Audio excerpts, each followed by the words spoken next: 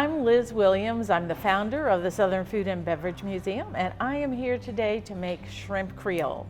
So of course we're trying to make shrimp Creole out of the Talk About Good cookbook, but I'm not really capable of following a recipe, so you're going to get my version of shrimp Creole based on the Talk About Good recipe. So in this pan I already have some oil that's hot, and I'm going to sprinkle in the flour so that I can make a roux.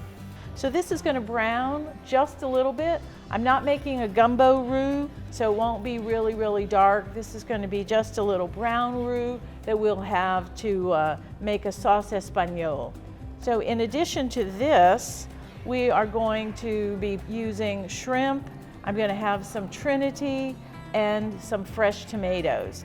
And all of that is going to go into the pan and give us a really nice fresh dish. So here I have a little bit of a brown roux, and I'm going to add to that my vegetables. In the pot right now I have onions, green peppers, and celery, and I'm stirring it together with the roux to wilt it down. It doesn't have to cook all the way through, I just need it to not be raw right now. And then I'm going to add 2 bay leaves. I'm going to add a little bit of thyme. This is dried thyme, not fresh thyme. And I'm also going to add our garlic. Now, this is chopped garlic, probably about 4 or 5 cloves. So this is going to be nice and garlic heavy. And it's something that really distinguishes New Orleans cooking from, say, Cajun cooking. So then as this kind of cooks down, I'm going to add our seasoning. So this is the seasoning that SoFab developed, which is a salt-free New Orleans, kind of Louisiana all-purpose seasoning.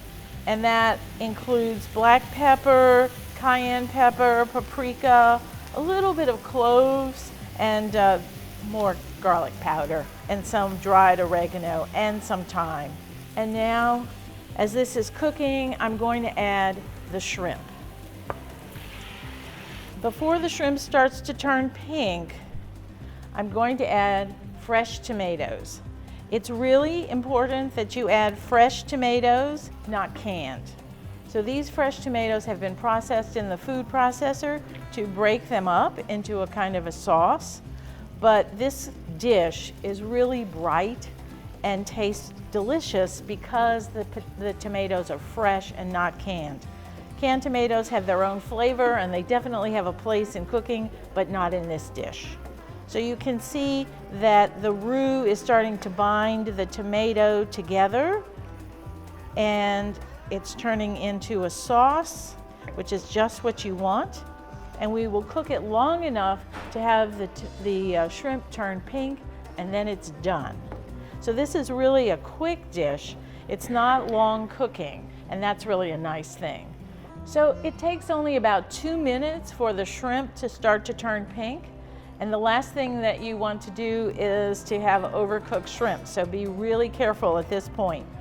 The other thing you'll note is that this sauce is kind of pinkish, brownish, and not really bright red. That's because it's not made with canned tomatoes. You'll always know when you see shrimp Creole that's bright red, it's been made with canned tomatoes, and it just doesn't have the same flavor.